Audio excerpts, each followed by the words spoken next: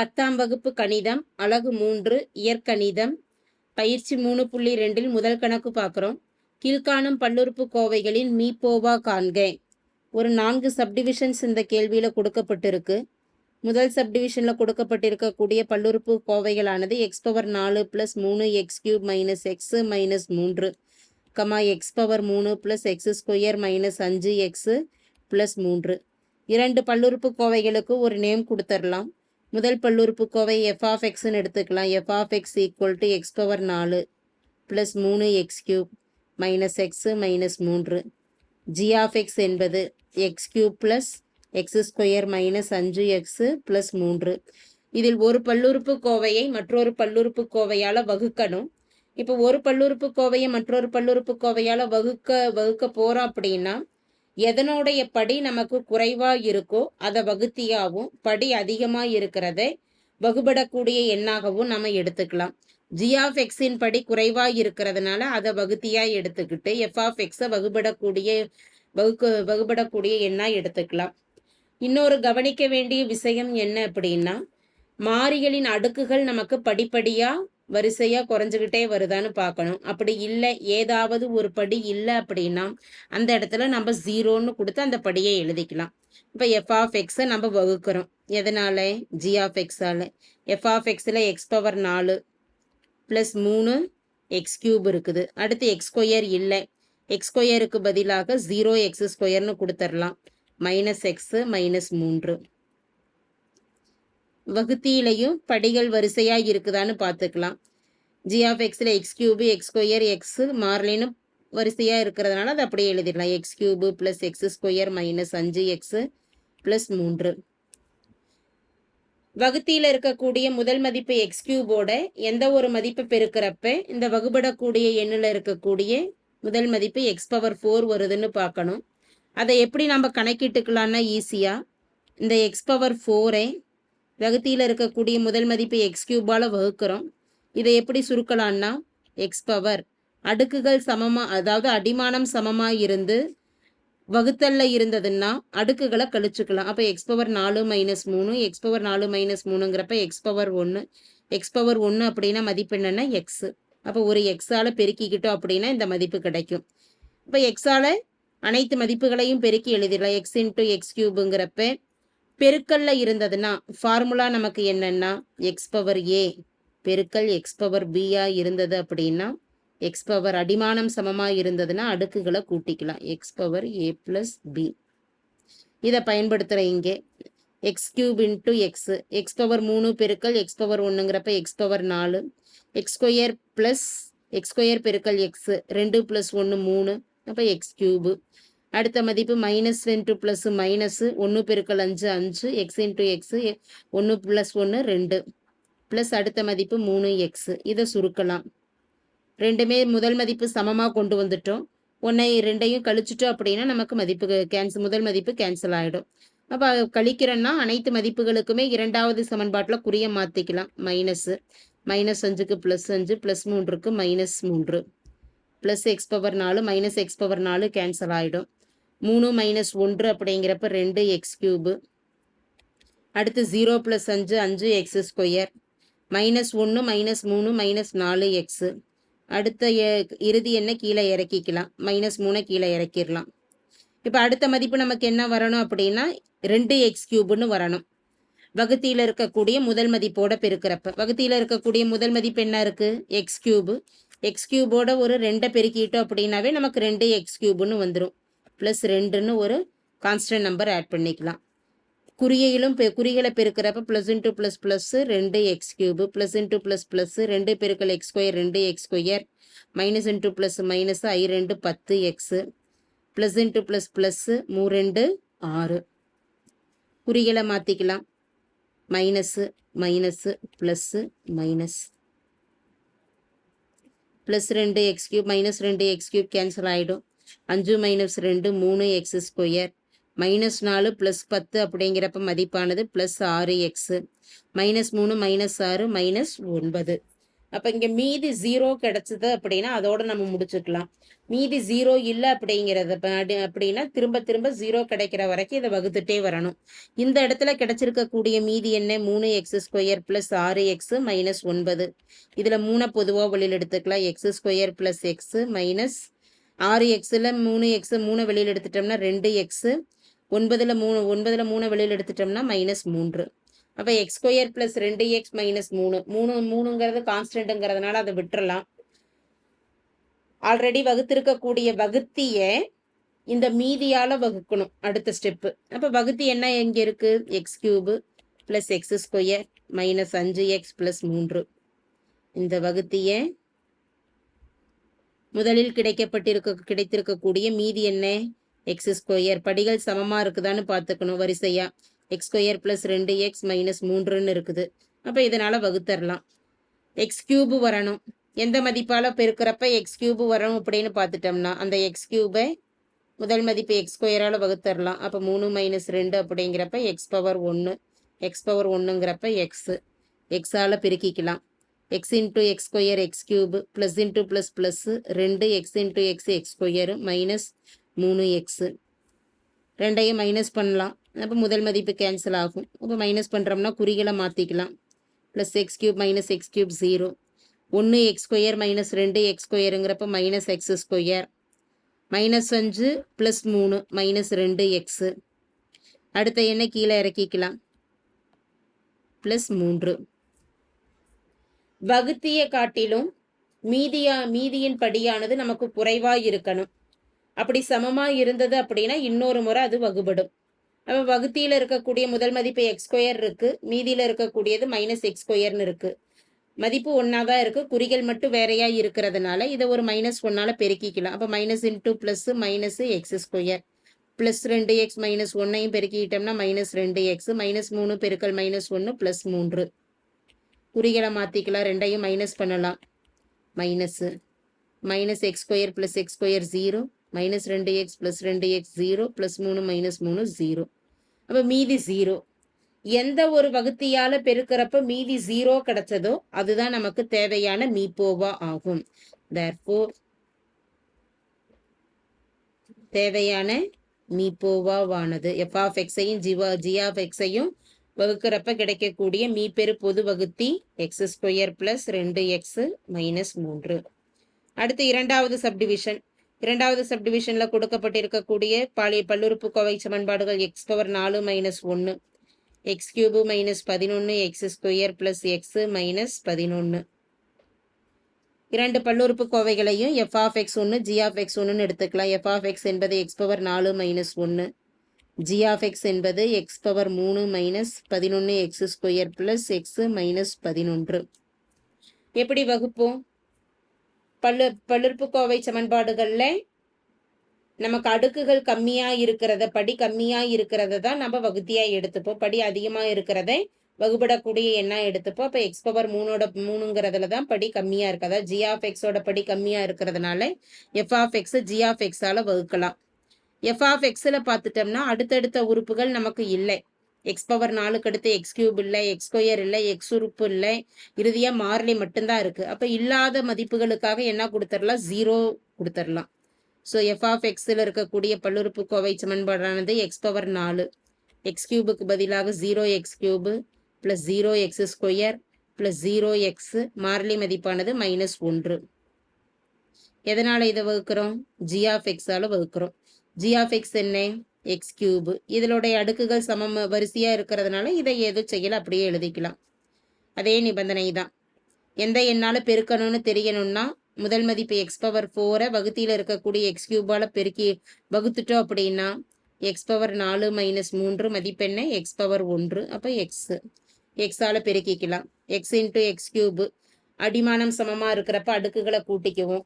3 + 1 4 plus into minus 11 பெருக்கல் 11 11 x² × x x³ plus into plus plus x × x x² -11x. குறிகளை மாற்றிக்கலாம். அதாவது minus பண்ணுறோம். முதல் சமன்பாட்டில் இருந்து இரண்டாவது சமன்பாட்டை மைனஸ் பண்ணுறோம். +x⁴ - x⁴ கேன்சல் ஆகிடும். 11 x cube 0 + 11 11 x cube 0 - 1 -1 x square 0 + 11 + 11 x. அடுத்த மதிப்பு கீழே இறக்கிக்கலாம் -1. மீதியில் இருக்கக்கூடியது +11 எக்ஸ் கியூபு, வகுத்தியிலையும் எக்ஸ் கியூப் இருக்கு. 11 எக்ஸ் கியூபு வரணும்னா மாறிலி மதிப்பு, அதாவது ஒரு கான்ஸ்டன்ட் டேர்ம் 11ஆல் பெருக்கிக்கலாம். 11 x cube -11 × 11 111 x square plus into plus plus plus 11 x 11 × 11 121. குறிகளை மாற்றிக்கலாம். ஸோ குறிகளை மாற்றுறப்ப minus plus minus plus +11 x cube -11 x cube cancel ஆகிடும். அடுத்து பார்த்துட்டோம்னா +11 எக்ஸ் -11 எக்ஸ் 0 ஆகிடும். -1 + 121 அப்படிங்கிறப்ப 120 எக்ஸ் ஸ்கொயர் -1 +121 +120. மீதி இப்போ அடுக்கு வகுத்தியை காட்டிலும் மீதியில் இருக்கக்கூடிய அடுக்கானது குறைவாக இருக்குது, படி கம்மியாக இருக்கிறது அப்படிங்கிறதுனால இதோட இதை ஸ்டாப் பண்ணிக்கலாம். இங்கே கிடைச்சிருக்கக்கூடிய மீதியானது 120 எக்ஸ் ஸ்கொயர் + 120. 120 பொதுவாக வெளியில் எடுத்துட்டோம்னா எக்ஸ் ஸ்கொயர் + 1ன்னு வந்துடும். 120ஆல் நம்ம வகுக்கணும்னு அவசியம் கிடையாது. எக்ஸ் ஸ்கொயர் + 1ஆல் மட்டும் வகுத்தியை வகுத்துக்கலாம். ஜி ஆஃப் எக்ஸுங்கிற வகுத்தி என்னது? X cube -11 x square plus x -11. எதனால் வகுக்கிறோம்? எக்ஸ் ஸ்கொயர் + 1ஆல் வகுக்கிறோம். எக்ஸ் ஸ்கொயர் + 1ல் எக்ஸ் மதிப்பு கிடையாது. அப்போ எக்ஸ் மதிப்புக்கு பதிலாக என்ன கொடுத்துடலாம்? ஒரு 0x + 1. எக்ஸ் கியூபை எக்ஸ் ஸ்கொயர், அது எந்த ஒரு எண்ணை பெருக்கிறப்ப எக்ஸ் கியூபு கிடைக்குன்னா எக்ஸ் ஸ்கொயரை எக்ஸால் பெருக்கிக்கலாம். X square into x x cube plus 0x × x x square 1 × x x. குறிகளை மாற்றிக்கலாம். So minus plus x cube x cube cancel. -11 -0ங்கிறப்ப -11 எக்ஸ் ஸ்கொயர் எக்ஸ் 0 ஆகிடும் ப்ளஸ் 0x. இறுதி எண்ணை கீழே இறக்குறோம் -11. அப்போ எந்த ஒரு எண்ணால் பெருக்கிறப்ப -11 எக்ஸ் ஸ்கொயர் வரும்னா கெழுக்கள் சமமாக இருக்குது, அதாவது அடுக்குகள் சமமாக இருக்குது. எக்ஸ் ஸ்கொயருங்கிறதுனால கெழுதான் -11ன்னு வரணும். ஒரு -11ஆல் பெருக்கிக்கலாம். Minus into plus minus 11 x square 0 கூட பெருக்கிறப்ப 0 தான் மதிப்பு 0x plus into minus minus -11. இதை சுருக்கிறோம் அப்படிங்கிறப்ப குறிகளை மாற்றிக்கலாம், அதாவது மைனஸ் பண்ணுறோம். ப்ளஸ்ஸு -11 + 11 0 -11 + 11 0 0 - 0 0 தான், மீதி 0. இறுதியாக எந்த ஒரு வகுத்தியால் வகுக்கிறப்ப மதிப்பு 0 கிடைச்சது? X square + 0x + 1. 0xனாலும் மதிப்பு 0. அப்போ தேர்ஃபோர் தேவையான மீப்போவா மீப்பெரு பொது வகுத்தி எக்ஸ் ஸ்கொயர் + 1.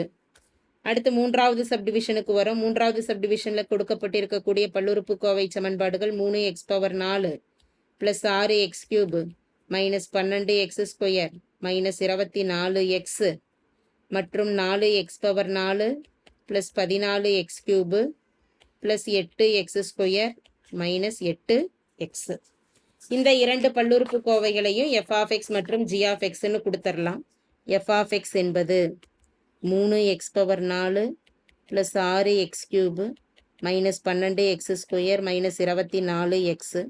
இந்த பல்லுறுப்புக்கோவையில் பார்த்துட்டோம்னா 3ஆல் பொதுவாக வகுபடும், அதனால் ஒரு 3 பொதுவாக வெளியில் எடுத்துடலாம். அதே போல் 4 மதிப்புகள்லையும் ஒரு எக்ஸை பொதுவாக வெளியில் எடுத்துடலாம். 3x ப்ராக்கெட்டில் என்ன வரும்? 3ஆல் வகுக்கிறோம், அதாவது 3x⁴ பை 3x காமனாக வெளியில் எடுத்துருக்குறோம். இது கேன்சல் ஆகிடும். அடுக்குகளை மைனஸ் பண்ணிட்டோம்னா x⁴ -1 x³ அடுத்த மதிப்பில் 3x பொதுவாக வெளியில் எடுக்கிறங்கிறப்ப 6x³ பை 3x கேன்சல் ஆகிடுச்சுன்னா 2 x⁴ -1 2x². அடுத்த மதிப்பு -12x². 3x பொதுவாக வெளியில் எடுத்திருக்கிறோம். 4 12 -4x² -1 -4x. இறுதி மதிப்பு -24x பை 3x 8 24 -8x⁴ 1 -1 x⁴0க்கு மதிப்பு 1, அப்போ -8 மட்டும்தான் வரும். முதல் மதிப்பானது என்னது? x³ அடுத்ததில் 3x வெளியில் எடுக்கிறோம் அப்படிங்கிறப்ப +2x². மைனஸ் 4x, இறுதி மதிப்பு மைனஸ் 8. இதே போல் g of x எழுதுவோம். g of xங்கிற பல்லுறுப்புக்கோவை என்ன? 4x power 4 plus 14x cube plus 8x² minus 8x. இதில் பார்த்துட்டோம்னா ஒரு 4ஆல் 2 பொதுவாக வெளியில் எடுத்துடலாம். 2ஆல் பொதுவாக வகுப்படும், 2 வெளியில் எடுத்துடலாம். அனைத்து மதிப்புகள்லையும் எக்ஸ் பொதுவாக இருக்கிறதுனால எக்ஸை வெளியில் எடுத்துடலாம். எஃப் ஆஃப் எக்ஸுக்கு என்ன செஞ்சோமோ அதே வேலையை தான் இங்கேயும் செய்கிறோம். அதாவது 4x பவர் 4 2x பொதுவாக வெளியில் எடுத்துக்கிறதுனால 2xஆல் வகுக்கிறோம். 2x power 4 minus 1 2x power 3. அடுத்த மதிப்பு 14x cube by 2x 7. 7x³ minus 1 7x². அடுத்து 8x² by 2x 4 2 8 4x² minus 1 4x. இறுதி மதிப்பு minus 8x by 2x 4 2 8 minus 4 x power 1 minus 1 0. அப்போ மைனஸ் 4. இதை எழுதிக்கலாம். முதல் மதிப்பில் 2x³ plus 7x² plus 4x minus 4. இந்த 2xஐயும் 3xஐயும் நம்ம விட்டுறலாம். 3க்கும் 2க்கும் நமக்கு மீப்போவாக கொடுக்க முடியாது. ஏன்னா ரெண்டுமே பொதுவாக எந்த ஒரு எண்ணாலையும் வகுப்படாது. அடுத்து எக்ஸ் அப்படிங்கிறது மீப்போவாக வரும். அது நம்ம இறுதியாக ஆன்சர் எடுத்து எழுதுகிறப்ப எக்ஸை எழுதிக்கலாம். பிராக்கெட்டில் இருக்கக்கூடிய பல்லுறுப்புக்கோவை சமன்பாடுகள் 2ஐயும் வகுத்துக்கலாம். அந்த பல்லுறுப்புக்கோவை சமன்பாடுகளின் படி நமக்கு சமமாக இருக்குது x³ அப்போ எந்த பல்லுறுப்புக்கோவை நமக்கு பெருசுன்னு பார்த்துட்டோம்னா இரண்டாவது பல்லுறுப்புக்கோவை g of xல 2x³ இருக்கிறதுனால அதுதான் நமக்கு பெரிய மதிப்பு. இப்போ g of xல இருக்கக்கூடிய பல்லுறுப்புக்கோவையை f of xஆல் வகுத்துக்கலாம். g of x என்ன இருக்குது? 2x³ plus 7x² plus 4x minus 4. F of எக்ஸில் இருக்கக்கூடிய பல்லுறுப்புக்கோவையால் வகுக்கிறோம். எஃப் ஆஃப் எக்ஸில் என்ன இருக்குது? x³ plus 2x² minus 4x minus 8. இதனால் நம்ம வகுத்துடலாம். வகுக்கிறோம் அப்படின்னா படி நமக்கு சமமாக இருக்குது. படி சமமாக இருக்குது அப்படிங்கிறப்ப 2x³ மட்டும் வரணும். அப்போ ஒரு 2ஆல் பெருக்கிக்கலாம். 2x³ 2 plus into plus plus 2 பெருக்கல் 2 4x² minus into plus minus 2 8x minus into plus minus 8 2 16. குறிகளை மாற்றிக்கலாம். அதாவது மைனஸ் பண்ணுறோம். Plus 16 plus 2x³ minus 2x³ 0 ஆகிடும். 7 minus 4 3x² plus 4 plus 8 plus 12x plus 16 minus 4 அப்படிங்கிறப்ப மதிப்பு ப்ளஸ் 12 3x². இப்போ நமக்கு வகுத்திய காட்டிலும் மீதியானது படி குறைவாக வந்ததுங்கிறனால இதோட இதை ஸ்டாப் பண்ணிக்கலாம். 3x² ப்ளஸ் 12x ப்ளஸ் 12 என்பது மீதி. இந்த மீதியில் 3 பொதுவாக வெளியில் எடுத்துட்டோம்னா x² plus 4 3 12 4 3 12 4x plus 4x. 3ஆல் நம்ம வகுக்கணும் அப்படிங்கிற அவசியம் கிடையாது. ஏற்கனவே இருக்கக்கூடிய வகுத்தியே இந்த மீதி x² ப்ளஸ் 4x ப்ளஸ் 4ஆல் வகுத்துக்கலாம். எக்ஸ் பவர் 1ங்கிறப்ப ஒரு எக்ஸால் பெருக்கிக்கலாம். எக்ஸ் இன்ட்டு x² x³ 1 பெருக்கல் 4 4 x into x² plus 4x. குறிகளை மாற்றிக்கலாம். Minus minus minus plus x³ minus x³ cancel ஆகிடும். 2 மைனஸ் 4 மைனஸ் 2x² மைனஸ் 4 அப்படிங்கிறப்ப மைனஸ் 8x. அடுத்த எண்ணை கீழே இறக்கிக்கலாம். மைனஸ் 8. அடுக்குகள் சமமாக, அதாவது படி சமமாக இருக்கிறதுனால திரும்ப இன்னொரு முறை வகுத்துக்கலாம். x² சேமாக இருக்குது. மைனஸ் 2 தான் நமக்கு கெழுவாக வரணும். இப்போ ஒரு மைனஸ் 2ஆல் பெருக்கிக்கிட்டோம்னா minus 2x² plus into minus minus 8x plus into minus minus 4 2 8. 2ஐயே கழிச்சிடலாம். குறிகளை மாத்திரம் ப்ளஸ்ஸு ப்ளஸ்ஸு ப்ளஸ்ஸு மைனஸ் இருக்கிறதுனால cancel. Minus 8x plus 8x 0 minus 8 plus 8 0. So மதிப்பு என்ன கிடச்சது? 0. எந்த மதிப்பால் நமக்கு வகுத்தப்ப நமக்கு 0 கிடச்சது? x² ப்ளஸ் 4x ப்ளஸ் 4ங்கிற வகுத்தியால் வகுத்தப்ப 0 கிடச்சது. தேர்ஃபோர் மீப்போவா மீப்பேறு பொது வகுத்தியானது x² ப்ளஸ் 4x ப்ளஸ் 4. இதில் கவனிக்க வேண்டிய விஷயம் என்னென்னா எஃப் ஆஃப் எக்ஸ்லையும் ஜி ஆஃப் எக்ஸ்லையும் ஒரு எக்ஸை பொதுவாக இருக்கிறதுனால எக்ஸையும் நம்ம இங்கே மீப்போவால் எடுத்துக்கணும். அப்போ X into x square plus 4x plus 4 என்பது மீப்போவா ஆகும். அடுத்து 4வது சப்டிவிஷனுக்கு வரும். 4வது சப்டிவிஷனின் பல்லுறுப்புக்கோவையானது 3x³ plus 3x square plus 3x plus 3. மற்றொரு பல்லுறுப்புக்கோவை 6x³ plus 12x square plus 6x plus 12. முதல் பல்லுறுப்புக்கோவை எஃப் ஆஃப் எக்ஸ்ன்னு எடுக்கிறோம். F of x equal to 3x³ plus 3x square plus 3x plus 3. இந்த எஃப் ஆஃப் எக்ஸில் 3 பொதுவாக வெளியில் எடுத்துட்டோம் அப்படின்னாம அனைத்து மதிப்புகள்லையுமே 3 இருக்கும். x³ plus x square plus x plus 1 ப்ராக்கெட்டில். அடுத்து g of x 6x³ plus 12x square plus 6x plus 12. இந்த ஜி ஆஃப் எக்ஸ் ஆனது 6ஆல் பொதுவாக வகுப்படும். அப்போ ஒரு 6 பொதுவாக வெளியில் எடுத்துக்கலாம்.